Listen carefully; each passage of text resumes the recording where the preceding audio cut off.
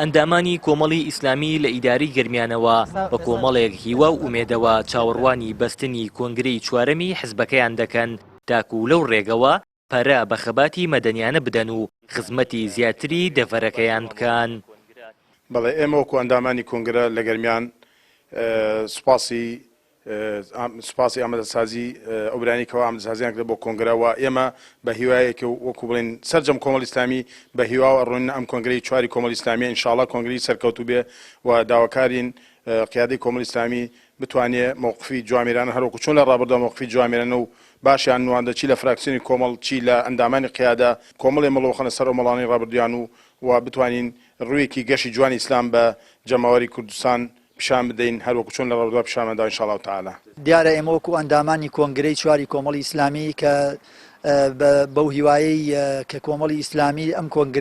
کۆنگرەیەکی چارەنووسسازە و تەمەناعەکەین وەکو چۆن کۆمەڵی ئیسلامی لە ڕابردووە خاوەنی هەڵوێست بووە خاوەنی مووقیفی جەریئانە بووە بەرامبەر بە قەزیەکانی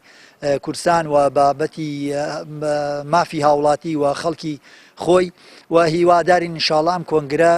گۆڕانکاریەکی گەورە و جێی دڵخۆشی هەمومان بێ و هیوایشمان پێ هەیە ئینشاءڵڵا و هەروە بێ و هیوادارین و تەمەنا ئەکەین کە لە کۆنگرەی چوارە گۆڕانکاریەکی گەورە ڕووبدا لە پرەنسیپەکان و لە هەروەها ڕێکارەکانی بەرەو پێشچوونی ئەم حیزبە بۆ زیاتر خزمەتکردنی کۆمەلگای کوردستان ئینشاءڵڵا. ئەندامانی کۆنگرەی چوارەم لە گەرمیان پێیان وایە کۆنگرە دەبێتە خاڵێکی وەرچەرخان و گۆڕانکاری و نوێبوونەوەی کۆمەڵی ئیسلامی بە ئامانجی بەرەو پێشچوون و بەردەوامیدان بە ڕێبازی ئیسلامەتی و کوردایەتی و بەردەوامیدان بە سیاسەتێکی حەکیمانەی هاوتە بە بەرژەوەندیە باڵاکانی هاوڵاتیانی هەرێمی کوردستان. ئێمە ئینشاڵڵا وەکو ئەندامانی کۆنگرەی چوارەمی کۆمەڵی ئیسلامی دڵخۆشین کە سوپاس بەخوا